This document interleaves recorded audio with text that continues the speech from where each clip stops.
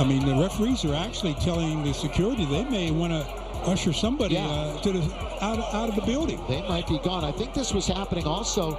Somebody was all over LeBron. And they're still on LeBron. I think that's what it is. A few minutes ago, and I know he was glaring into the seats. I think LeBron, obviously you can see he's not that upset about it. The NBA has produced some all-time nicknames over the years. Chocolate Thunder, Magic, Pistol Pete, King James. Last night we got a new one. Courtside Karen.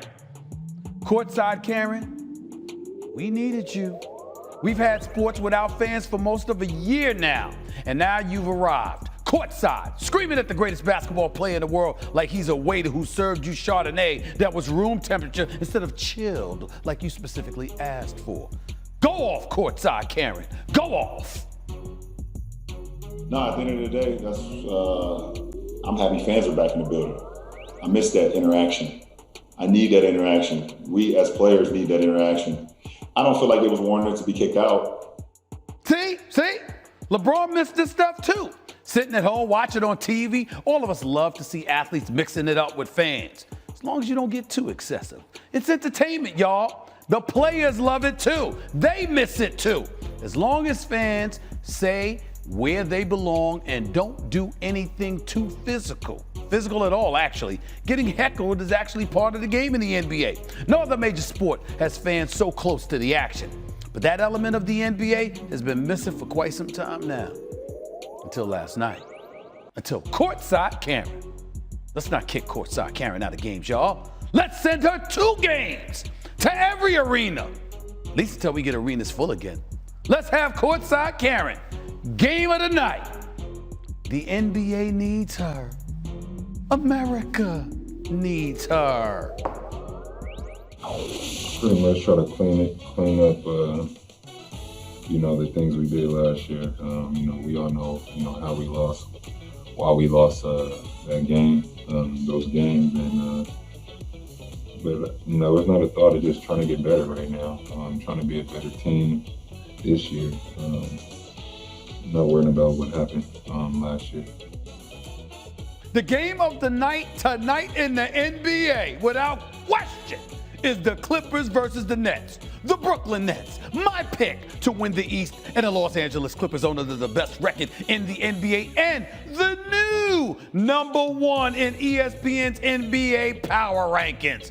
The Clippers have been playing great basketball, y'all. Winners of 10 of their last 11, and they roughed up my New York Knicks pretty good Sunday night, I must admit. I get all that, and guess what? I don't give a damn. I don't care about the Clippers having a good regular season. That means nothing to me. They did that last year.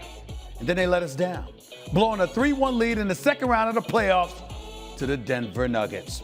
So the Clippers can be ranked atop whatever NBA rankings you want. That includes ESPN rankings, by the way. My rankings are different. The fact of the matter is, however, they still owe us a conference finals matchup with LeBron and the Los Angeles Lakers.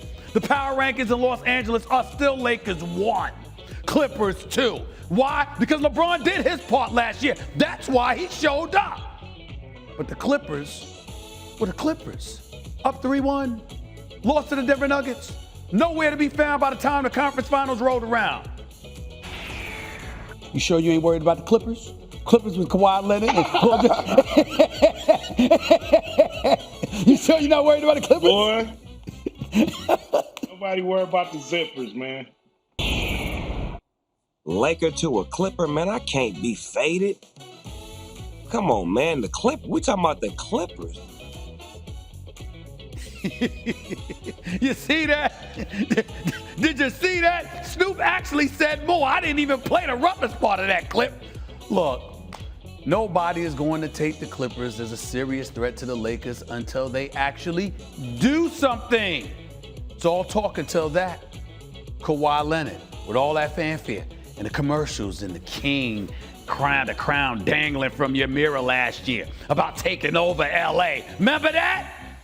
We're still waiting, bro. Get to the conference finals. Go up against LeBron and the Lakers. Then. But to the pros we go. LeBron and the Lakers picked up a win over the Hawks last night in Atlanta, but it was a courtside interaction that made news when a fan who was heckling LeBron along with 3 others were booted. Here's the King on what went down. I'm happy fans are back in the building. I miss that interaction. I need that interaction. We as players need that interaction. I don't feel like it was warranted to be kicked out. There was a back and forth between 2 grown men, and then when someone else jumped into it and said their piece. And it kind of got blown out of proportion. Stephen A., do you think the fans should have been ejected from the arena?